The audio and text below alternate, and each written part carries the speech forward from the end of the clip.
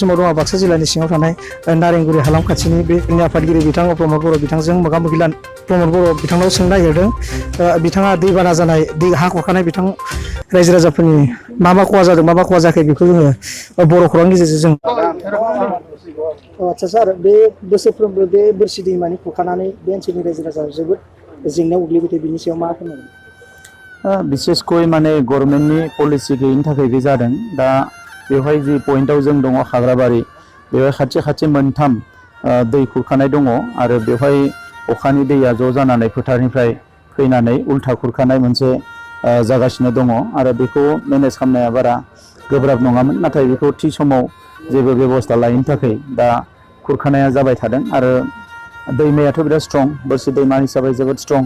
दा बे दैमाखौ एसे गोजौनिफ्रायनो मोजाङै माने बिनि कारेन्टखौ मेनेज खालामबोनानै जाहाथे खुरखानो हाया बिनि बेबस्थाखौ खालामनांगौमोन आरो बे बारा गोलावबो नङा, बिटिसिनि सिमा बारहोनो थाखाय बे बारा गोलावबो नङा, नाथाय बे खामानिखौ मावनो थाखाय दिनै गामिया खुरखायै बोसोरफ्रोमबो खारनो गोनां जादों आरो आबादारिफ्रा दा जेखौ अजद दैखांदों बिथांमोना गायनाय हाफोरखौ खोमाना लानो गोनां जादों। दा बेनिखायनो बियो दुखुनांथाव जादों। दा सरकारखौ आङो नारसिनो बिथांमोना थाबैनो बेबस्था लानांगौ। दा दैज्लाङावथ' माबेसे खामानि मावनो, बे दै खुरखानायनिफ्राय होबथानो थाखाय गुबै खामानिखौ मेसेङावनो मावनांगौ। थेवबो दा खुरखानायनिफ्राय एसे होबथानो थाखाय जि एसे साइन्टिफिक मेजार लानो हायो बिथांमोना बिफानारिफोरजों आं रायलायगोन आरो बिथांमोनखौ नारसिनगोन कि बिथांमोना जिरायना थायालासिनो हाखौ बासायनो थाखाय मा राहा लामा लानो हायो बेखौ लानांगौ होननानै आङो नारसिनगोन। आसाम सरकार आरो बिटिसि गभर्नमेन्टआ बेयाव बोसोरफ्रोमबो नायफैयो। बे रनजित दासमोन आरो हाग्रामा महिलारि बिथांमोना आरो दिनैबो बिथांमोना फैदों, नाथाय बिथांमोना बोसोरफ्रोमबो फेलें जादों होननानै बे ओनसोलनि रायजो राजाफ्रा बुंदों। आं फेलें जादों होननानै आं साना। बिथांमोना खामानिखौनो मावाखै, मावनो थाखाय गोसोबो बिथांमोना थिग खालामाखै। मावनो थाखाय गोसो खालामबाथ' बेखौ मेनेज खालामनो हायैनि एबा बेखौ मावनो हायैनि जेबो खोथा गैया। दा दैज्लाङाव बिथांमोना मावबाय थादों आरो रायजो राजाया बुंदों एसे गोजौनिफ्रायनो मावबोनो थाखाय थिनदोंमोन, नाथाय बिथांमोना बे पइन्टनिफ्रायसो मावदों जेराव खुरखानाया गोजौनिफ्रायनो जागासिनो दङ। दा नंखायनो आं सानोखि बेखौ फेलें जादों नङा, बे मावाखै। एक्सुवेलि मावनो गोसोबा बिथांमोना मावनो हायो आरो राजखान्थियाव बेनो दुखुनांथाव कि जाय सरकार सालायग्राफ्रा दिनै रायजो राजाफोरनि जि अभाब अभियोग जेंनाफोरखौ गोसो होनानै खामानि मावा आरो बिनि थाखायनो रायजो राजाफ्रा सातजालायाव गोग्लैनांगौ जायो। दा बेनिखायनो दाथ' सरकार गैला, गभर्नर रुल सोलिगासिनो दङ। आं गभर्नरखौ आरो बिनि एडमिनिस्ट्रेटरखौ बिनि सायाव नारसिनगोन आरो बेजों लोगोसे बिथांमोना जाहाथे बे डिपार्टमेन्टेल अफिसारफ्रा जिरायनानै थाया, रायजो राजानि जि जेंना बेखौ जाहाथे जेरैखि जाया सुस्रांनो थाखाय नाजायो, बेनि थाखाय बिथांमोनखौ नारसिनगोन।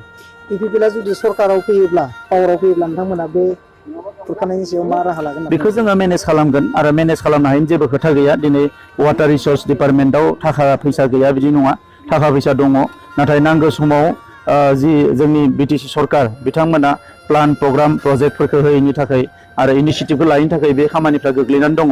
जोंनियाव बेबायदि खुरखानाया जिखिनि दैमाफोर दङ बे दैमाफोरखौ मेनेज खालामनो थाखाय हयथ' एसे जोङो एसे मोजां मोनसे प्लान लानांगोन आरो बे प्लानखौ बिथांमोना लायैनि थाखाय, बे हाबाफारिखौ लायैनि थाखाय दिनै बेबायदि अबस्था जादों। दा बेनिखायनो जोंनि सरकार फैयोब्ला जोङो बेखौ जेरैखि जाया मेनेज खालामनायनि थाखाय एबा बे खुरखानायनिफ्राय होबथानो थाखाय जों राहा लामाखौ लागोन। बे ओनसोलनि रायजो राजाफ्रा गोबां खहा जालांबाय, बिदिनो आबाद, बिदिनो फोथार खेथि बायदिसिनाफ्रा, नाथाय गभर्नमेन्टनिफ्राय जेबो मोनाखै होननानै जोंनिसिम गोबां बिथां रायजोफ्रा सोंलु दिखांदों। बे सैथो बाथ्रा, रायजो राजाफ्रा जि बुंदों बे सैथो बाथ्रा। बे रायजो राजाफ्रा जेबोखौनो मोनाखै आरो बिनि थाखाय गभर्नमेन्टआनो दायनिगिरि। बिथांमोना हा खुरखानायखौ होबथानो हायाखै, नाथाय रायजो राजाफोरखौ एबा आबादारिफोरखौ जायफ्रा हा थांजाबाय बिथांमोननो माखासे अनसुंथाइ होनायनि बेबस्था खालामनांगौमोन आरो सरकारि पलिसियाव बे दङ, नाथाय बेखौ खालामनो हायैया दुखुनांथाव जादों। दा बेनिखायनो नैबे समाव जिखिनि हा खुरखा जागोन बा बायदिसिना आबाद बायदिसिना खहा जागोन बेखौ लानानै दानि बिटिसिनि सामलायगिरि एडमिनिस्ट्रेटरनो थाखाय जों नारसिनगोन आरो जोंनि गासैबो मावथि बिबानगिरिफोरखौ एबा रायजो राजाखौ खावलायदों जे बिथांमोननि जिफोर लस जादों एबा बिथांमोना खहा जादों बेखौ जाहाथे मण्डलनि थ्रुयै सार्कोल अफिसारफोरनो गथायो आरो जोङो बेखौ नारसिनगोन कि जेरैखि जाया बिथांमोना